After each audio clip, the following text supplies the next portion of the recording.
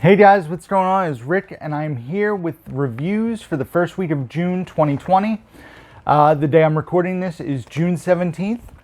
We're going to dive right in, and you guys will notice in this video and my second week of June video, the movie count has gone down pretty drastically. Like I said, if you guys don't watch my live streams, slowly dipping back into, getting work prepared. So hopefully going back to work in the near future. So that's been going on. Had RJ an extra week before he started summer camp. And just have taken a day off here and there, a couple days off to just take a break from movies, watch some TV, kind of just chill. So we're going to talk about 8 movies in this video. We got a lot of rewatches and also some first-time watches. So let's dive right in with the rewatch, and that is one of my favorites of the last 5 to 10 years, and it is Jordan Peele's Get Out. A movie that was culturally relevant when it came out and seems more culturally relevant now more than ever, and just a fantastic, well-done film. Daniel Kaluuya as the lead. Chris is amazing in this movie. You have Allison Williams as his girlfriend, who's crazy.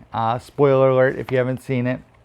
And then you have performances from Caleb Landry Jones, Lil Rel, Bradley Whitford, right? Bradley Whitford? Yes. Catherine Keener. I cannot say enough about this movie. It gets better and better every time I watch it. It's probably the 4th time I've watched this movie now, and it still holds up so well. It's so well done. It's so well written. It's funny. It's tense. It's suspenseful. It talks about issues that are in the world.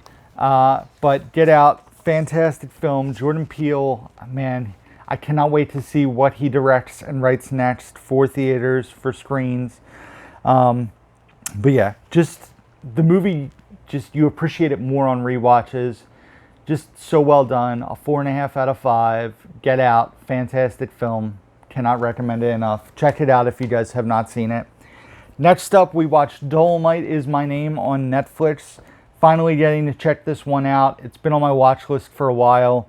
I know a lot of people were touting Eddie Murphy as getting, the short end of the stick, not getting nominated for an Oscar for Best Actor. He plays Rudy Ray Moore, who creates a character named Dolomite, based on some stories he hears, around the record store he works at and everything. He had a music career that didn't really take off. And he's trying to find something to get like that second chance at fame. And he creates an alter ego named Dolomite. He starts creating comedy albums that are very vulgar. Something new and different. Some people credit him as like the godfather of rap. Like he kind of created, rhyming and to music in the background almost. It's interesting to see that.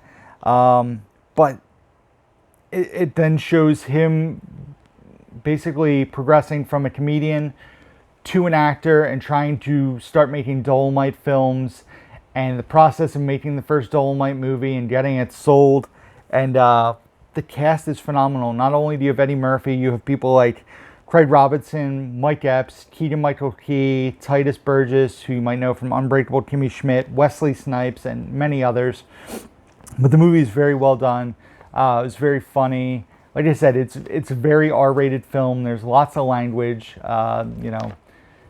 sexual situations, a little bit of violence, but overall, a very fun watch, a very good watch. I give it a 3.5 out of 5. Dolomite Is My Name. If you have not seen it, definitely do yourselves a favor and check it out. Next up was a rewatch for us, something I've been wanting to dive back into since seeing it in theaters, and that is Stuber, which stars Kumail Nanjiani and Dave Bautista. Watching The Lovebirds a couple days prior to this, I really wanted to rewatch it, and it ended up, I think we pulled this out of the hat, and I know it was in the hat. So Stuber, like I said, it was the first time revisit since seeing it in theaters, And the movie didn't quite hold up as much on a rewatch for me, but I still loved it. I really, really love this movie. Seeing it in theaters, in early advanced screening. But seeing it on a rewatch, still very funny. I still enjoyed it a lot. The chemistry between the two of them is awesome. But there was just parts where it didn't hit as well on a rewatch for me. But like I said, I still thoroughly enjoyed the movie. I gave it a 4 out of 5 on a rewatch. I was closer to a 4.5 on my first watch. I just really found it entertaining.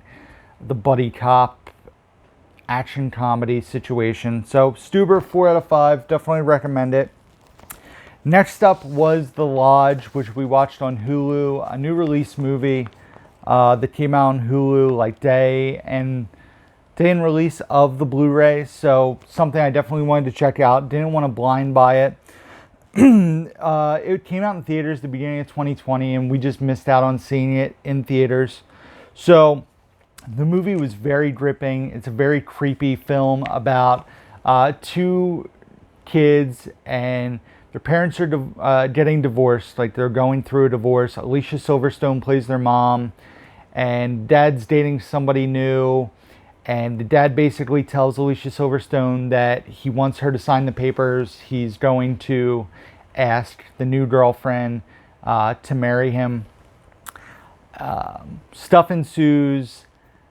Fast forward to some time. They take a trip to a lodge that's in like a mountain area around Christmas time. And it's very uneasy.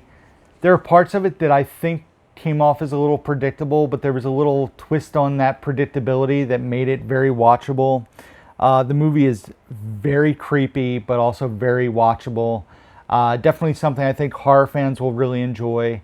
I mean, I enjoyed it, and you guys know I'm trying to watch more horror stuff, but it's definitely a watchable film. I give it a 3.5 out of 5.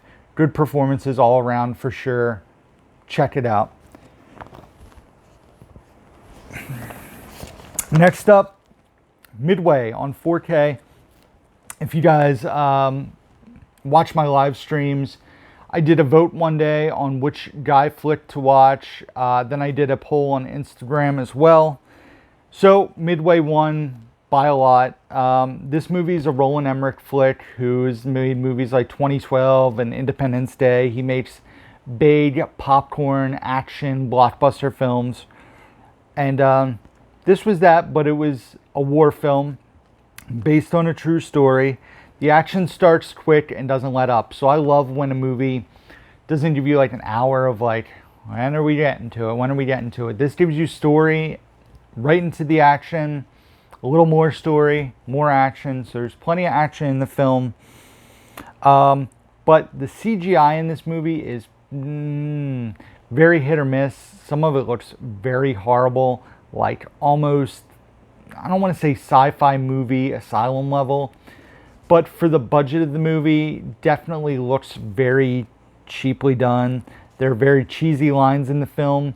"This is for Pearl" is a line in this movie that is in reference to Pearl Harbor, that is eye-rollingly bad. But the movie features a great cast of new and old actors. I don't want to say old actors. Young and elder actors. You have young actors. Let's try to not butcher this guy's name. Ed Stryan and Kean Johnson, who both appeared in Alita Battle Angel. They've also been in other things. But then you also have guys like Patrick Wilson, Woody Harrelson, Aaron Eckhart, Dennis Quaid, Luke Evans. Nick Jonas is in the film. So a very well done mix of cast members. Linda Cardellini and Mandy Moore in the role in the movie as well. It's very watchable, but when you compare it to stuff like 1917 and Dunkirk, it's not on the same level. Would I pop it in again? Yeah, if I was looking for just like a fun, I don't want to say mindless action, but it really is like a mindless action film, I would watch it again. Like I said, some of the effects are just bad. But I give it a 3 out of 5. Like I said, Midway is an enjoyable film, just not going to be for everyone. Next up, we watched Punch Drunk Love on HBO Max. And I'm going to say this review is going to last like a minute or two, and there's going to be a little bit of spoiler territory that I get into. So if you don't want to hear that, I'd skip ahead like a minute to a minute and a half. So this movie has been on my radar for quite a while. It stars Adam Sandler, directed by Paul Thomas Anderson. As you guys know, I absolutely loved Uncut Gems, and then probably like a month or so before this, I watched Spanglish, which I also really enjoyed. So I really wanted to visit Punch Drunk Love, and I really want to watch Reign Over Me, which I still haven't seen, to see Adam Sandler's dramatic works and where I'm at on these. And this movie was good, but it was a really, really weird film, and a lot of it just didn't make sense. It was like quirky for the sake of being quirky, and like, what exactly is Adam Sandler's company selling? Why does he stay in a storage unit that's separate from his office that's next door to make phone calls? Why is there bad stuff always happening in the warehouse around Adam Sandler and what's going on in the story? How did he get money all of a sudden when he was having financial troubles in the film? He gets money all of a sudden to fly to Hawaii, which is not a cheap ticket. There's a plot where he was planning on getting his Hawaii ticket for free. That didn't work out, and then all of a sudden he flew to Hawaii anyway because he bought a ticket, but he doesn't have money. So there are a few funny scenes that are in the film, but they were few and far between. And the funny scenes actually came out of his anger, depression issue that you really don't get a lot of answers to. Like, it sets up this narrative and then kind of just doesn't go anywhere with it. Philip Seymour Hoffman's also in the movie, but he's just not in the movie enough.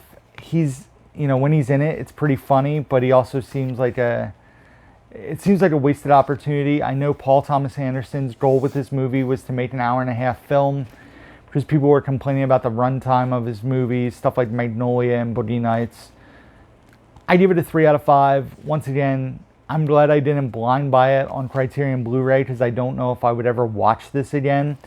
Definitely my least favorite dramatic performance of his outside of Uncut Gems, Spanglish. This is on the bottom. Reign Over Me, I've heard a lot of great things about, but I have not yet seen. So 3 out of 5. Didn't hate it, didn't love it.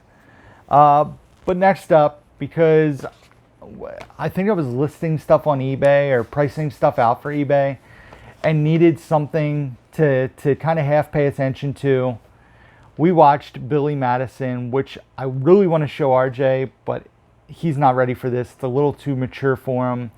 It's too much for him right now. And this movie is so nostalgic to me. A VHS tape I watched over and over along with Happy Gilmore.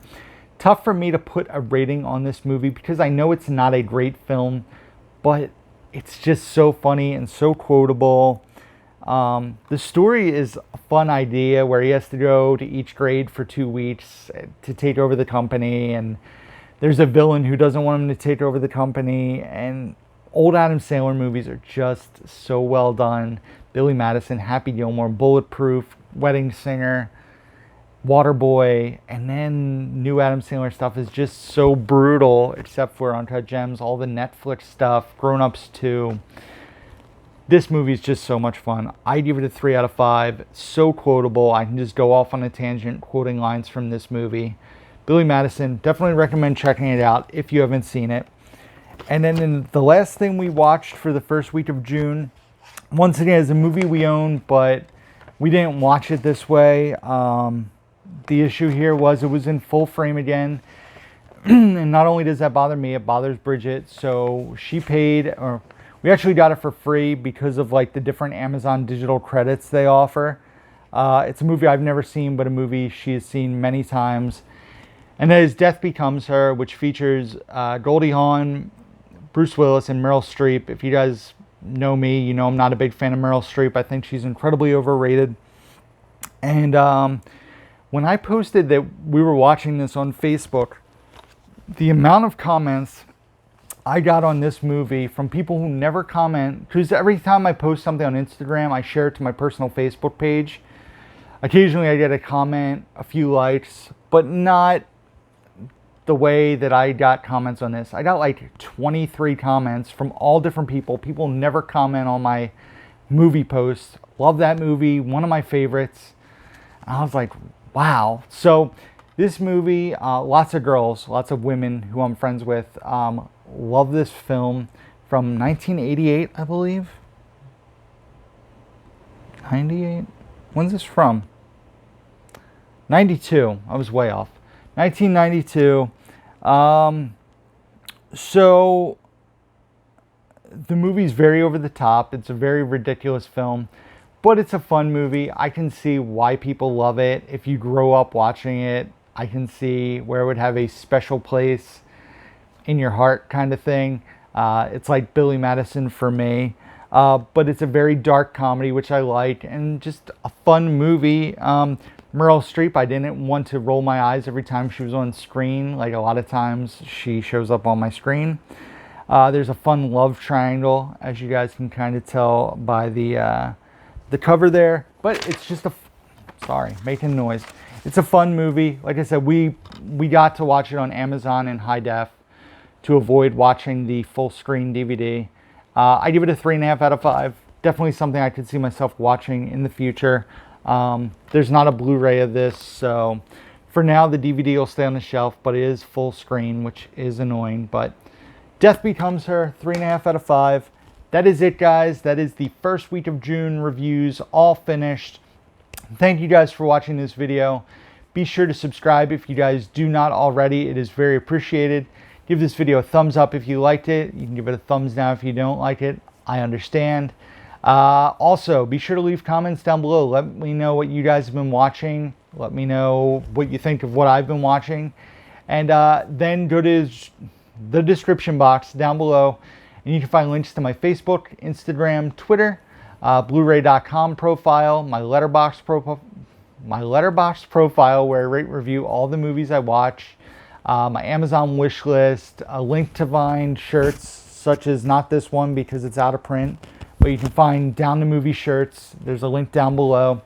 Also, my P.O. box and email address are down there if you guys want to get a hold of me. Email's the best way. Instagram is probably the second best. Facebook, I don't check as much. I need to be more active on there. And that's it, guys. So thank you for watching. Until next time, guys, who's down to movie?